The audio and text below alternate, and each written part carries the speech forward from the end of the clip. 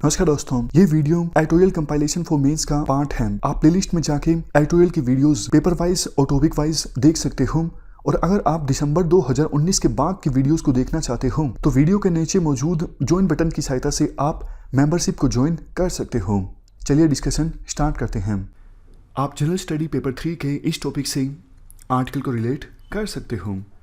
इस आर्टिकल को डिस्कस करते वक्त इन सभी एस्पेक्ट से हम रूबरू होंगे। सबसे पहले बात करते हैं कंटेक्स्ट की। कंटेक्स्ट क्या है? देखो, कैग ने 2018-19 के लिए गवर्नमेंट ऑफ इंडिया की फाइनेंशियल ऑडिट रिपोर्ट प्रेजेंट की है पार्लियामेंट में। और इस रिपोर्ट में कैग के द्वारा काफ़ी सारे इश्यूज रेज किए गए हैं, जिनमें से सबसे बड़ा जो इशू है वो सेस से संबंधित है। कैग की रिपोर्ट के अनुसार 2017-18 में सेंट्रल गवर्नमेंट ने 6,466 करोड़ का जो कंपनसेशन सेस रेवेन्यू था वो कंसोलिडेटेड फंड ऑफ इंडिया में ही रख लिया। जबकि देखो, ये रेवेन्यू स्टेट्स के साथ शेयर किया जाना था उनको दी जाने वाली कंपनसेशन के तौर पे। इसके अलावा 2018-19 में सेंट्रल गवर्नमेंट ने 40,806 करोड़ का compensation cess revenue consolidated fund of India में ही रख लिया, यानी स्टेट्स के साथ शेयर नहीं किया। ये रेवेन्यू कहाँ से प्राप्त हुआ? देखो, जैसा आपको पता है 2017 में जीएसटी आया था और स्टेट्स को ये गारंटी दी गई थी कि अगर आपको जीएसटी आने के बाद कुछ रेवेन्यू लॉस होता है तो उसकी भरपाई सेंट्रल गवर्नमेंट के द्वारा की जाएगी। और इसके लिए लग्जरी आइटम पर स्पेशल सेस भी लगाया गया था, ताकि उससे जो रेवेन्यू प्राप्त हो उस रेवेन्यू की सहायता से स्टेट्स को कंपनसेट किया जाए। बट सारा रेवेन्यू सेंट्रल गवर्नमेंट ने शेयर नहीं किया स्टेट्स के साथ कंपनसेशन के तौर पे, कुछ कंसोलिडेटेड फंड ऑफ इंडिया में ही रख लिया। इसके साथ साथ कैग की रिपोर्ट में ये भी बोला गया, इवन आईजीएसटी का भी कुछ रेवेन्यू सेंट्रल गवर्नमेंट ने कंसोलिडेटेड फंड ऑफ इंडिया में रख लिया और स्टेट्स के साथ शेयर नहीं किया गया। सबसे पहले हम बात करते हैं सेस का इशू क्या है। देखो, सेस के बारे में हमने पिछले हफ्ते भी डिस्कस किया था। ये होता है टैक्स ऑन टैक्स, मतलब टैक्स के ऊपर जब टैक्स लगता है तो उसे कहा जाता है सेस। तो आपके माइंड में ये आया होगा कि टैक्स के ऊपर जब टैक्स लगता है तो उसे तो सरचार्ज भी कहा जाता है। तो फिर डिफरेंस क्या है सरचार्ज और सेस के बीच में? डिफरेंस ये है, सेस लगाया जाता है किसी पर्टिकुलर पर्पज के लिए। मान लीजिए 3% सेस लगाया तो स्पेसिफिक पर्पस भी बताया जाता है। ये 3% सेस जो है वो प्राइमरी एजुकेशन के लिए है, इंफ्रास्ट्रक्चर के लिए है, क्लीन एनर्जी के लिए है। मतलब किस पर्पस के लिए सेस लगाया जा रहा है ये बताया जाता है। जबकि सरचार्ज के बारे में कुछ नहीं बताया जाता, सिंपल ये बोला जाता है 3% सरचार्ज लगेगा। अब उस सरचार्ज का इस्तेमाल सेंट्रल गवर्नमेंट किसी भी पर्पस के लिए करे, कुछ नहीं बताया जाता। अपनी मर्जी से कैसे भी उस पैसे का इस्तेमाल सेंट्रल गवर्नमेंट के द्वारा किया जा सकता है। तो क्वेश्चन ये उठता है, सेस लगाया क्यों जाता है? देखो, सेस इसलिए लगाया जाता है, मान लीजिए 3% सेस लगा दिया इनकम टैक्स के ऊपर और ये सेस लगाया गया है एजुकेशन पर्पज के लिए। तो इसलिए लगाया जाता है कि एजुकेशन पर्पज के लिए कम से कम इतना तो रेवेन्यू हासिल हो ही जाए। समझ गए? आमतौर पे सेंट्रल गवर्नमेंट के लिए कुछ पर्पजेस के लिए पैसा निकालना थोड़ा सा मुश्किल हो जाता है। तो सेस लगा के सेंट्रल गवर्नमेंट ये इंश्योर कर लेती है कि एजुकेशन, मान लीजिए 3% एजुकेशन सेस है तो एजुकेशन प्रायोरिटी है, तो इसलिए इसके लिए अलग से रेवेन्यू इकट्ठा किया जा रहा है। समझ गए? मतलब एजुकेशन के लिए इतना तो रेवेन्यू सरकार जुटाएगी ही, इतना तो रेवेन्यू सरकार एजुकेशन के लिए खर्च करेगी ही। तो इसलिए ये एक मेन मकसद होता है सेस को लगाने का। वैसे ये तो सीधा सीधा पर्पज है।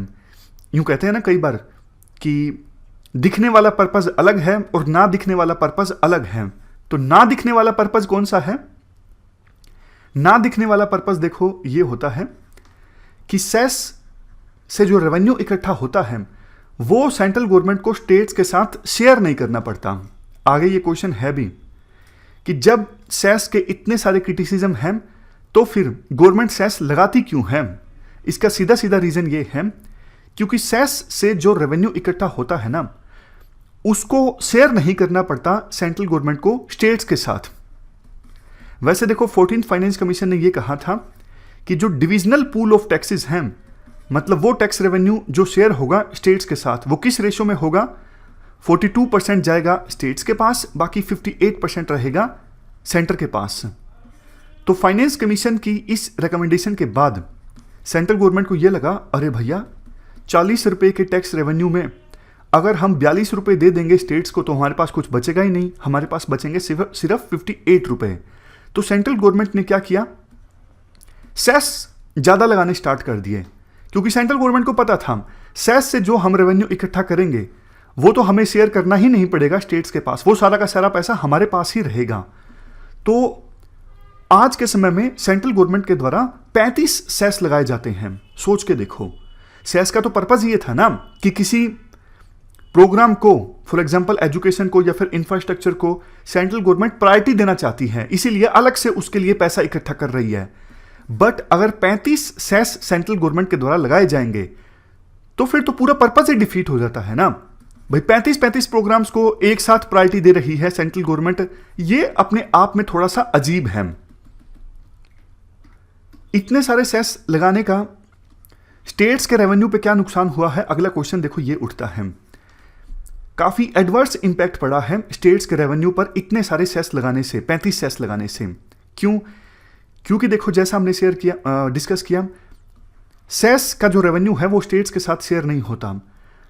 अब वैसे तो देखो 14th फाइनेंस कमीशन की रिकमेंडेशन के बाद 42% रेवेन्यू मिलना चाहिए स्टेट्स को, बट चूंकि सेस का रेवेन्यू शेयर नहीं होता स्टेट्स के साथ, तो इफेक्टिव जो शेयर है स्टेट्स का वो 2015-16 में था 35%, और जैसे जैसे सेंट्रल गवर्नमेंट ने ज़्यादा सेस लगाने स्टार्ट किए 2019-20 में ये घट के हो गया 32%, और आगे आगे बिल्कुल इफेक्टिव शेयर स्टेट्स का 30% से भी कम हो जाएगा। समझ गए क्यों? क्योंकि सेस का रेवेन्यू शेयर नहीं होता स्टेट्स के साथ। और भी काफ़ी क्रिटिसिज्म होते हैं सेस लगाने के। देखो जब जीएसटी आया था तो एक बात ये बोली गई थी कि टैक्स स्ट्रक्चर सिंप्लीफाई होगा जीएसटी से, अभी बहुत सारे सेस हैं तो उनको एबोलिश कर दिया जाएगा। बट कहाँ हुए एबोलिश? अभी भी 35 सेस सेंट्रल गवर्नमेंट के द्वारा लगाए जाते हैं। तो मतलब एक बात जो बोली गई थी जीएसटी के आने से पहले वो तो पूरी नहीं हो उसकी। टैक्स स्ट्रक्चर सिंप्लीफाई नहीं होगा। जिस देश में 35 सेस लगेंगे तो वहां पे टैक्स स्ट्रक्चर कैसे सिंप्लीफाई हो सकता है, आप बताइए। नेक्स्ट क्रिटिसिज्म ये भी है, कॉम्प्लिकेट हो जाता है टैक्स स्ट्रक्चर काफी ज्यादा, इससे कॉम्प्लायंस जो कॉस्ट है वो भी बढ़ जाती है। अब सेस से जो रेवेन्यू इकट्ठा होगा अब उसको भी मॉनिटर करना पड़ेगा, क्या वास्तव में उस फंड में वो जा रहा है जिस फंड से वो इकट्ठा किया गया है या फिर नहीं जा रहा है। फिलहाल तो देखो कैग की रिपोर्ट में कहा गया कि सेस के नाम पे सेंट्रल गवर्नमेंट रेवेन्यू तो इकट्ठा कर लेती है बट उस पर्पज के लिए इस्तेमाल किया ही नहीं जाता। जैसे कि एजुकेशनल पर्पजेस के लिए सेस इकट्ठा किया गया तो फिर उसका रेवेन्यू नहीं शेयर किया गया, उसका रेवेन्यू नहीं यूज किया गया एजुकेशनल पर्पजेस के लिए। इंफ्रास्ट्रक्चर के नाम पे सेस इकट्ठा किया गया, उसका पैसा नहीं यूज किया गया इंफ्रास्ट्रक्चर को डेवलप करने के लिए। पेट्रोलियम प्रोडक्ट्स पर सेस लगाया गया, उसका पैसा नहीं दिया गया ऑयल बॉडीज को। तो मतलब जिस पर्पज के साथ सेस इकट्ठा किया जाता है वो पर्पज भी सर्व नहीं होता। सेंट्रल गवर्नमेंट उस पर्पज के हिसाब से काम करती ही नहीं है, तो फिर फायदा ही क्या सेस इकट्ठा करने का। तो ये सारे क्रिटिसिज्म हैं। इसके साथ साथ देखो लास्ट में कुछ और इश्यूज को भी हाईलाइट किया जाता है कैग की रिपोर्ट में। जैसे गवर्नमेंट ऑफ बजट बोरोइंग बहुत करती है। ऑफ बजट बोरोइंग मतलब जैसे सब्सिडी पे पैसा खर्च करना है तो उसका प्रोविजन बजट में नहीं करेगी सेंट्रल गवर्नमेंट। एफसीआई को बोल दिया जाएगा कि आप मार्केट से लोन ले लीजिए। समझ गए? तो ये ऑफ बजट बोरोइंग है। इसके बारे में बजट में नहीं शो होता, लेकिन अल्टीमेटली पैसा देना पड़ेगा सेंट्रल गवर्नमेंट को, आज नहीं तो 10 सालों के बाद। नेक्स्ट, इरिगेशन प्रोजेक्ट्स को फाइनेंस किया जाता है लॉन्ग टर्म इरिगेशन फंड जिसको क्रिएट किया गया था नाबार्ड के द्वारा। रेलवे प्रोजेक्ट्स को फाइनेंस किया जाता है इंडियन रेलवे फाइनेंस कॉर्पोरेशन से उधार लेके। सबसे लास्ट में काफी बार ऐसा भी होता है सेस का जो रेवेन्यू होता है वो सेंट्रल गवर्नमेंट रख लेती है कंसोलिडेटेड फंड ऑफ इंडिया में और इसे अपने पर्पज के लिए इस्तेमाल कर लेती है, जबकि ऐसा नहीं होना चाहिए था। सेस रेवेन्यू का इस्तेमाल होना चाहिए सिर्फ उसी पर्पज के लिए जिस पर्पज के लिए वो सेस लगाया गया है। एजुकेशनल सेस है तो एजुकेशन के लिए वो पैसा खर्च होना चाहिए, ना कि कंसोलिडेटेड फंड ऑफ इंडिया में जाना चाहिए। इस डिस्कशन में फिलहाल इतना ही है। Thank you very much for discussion.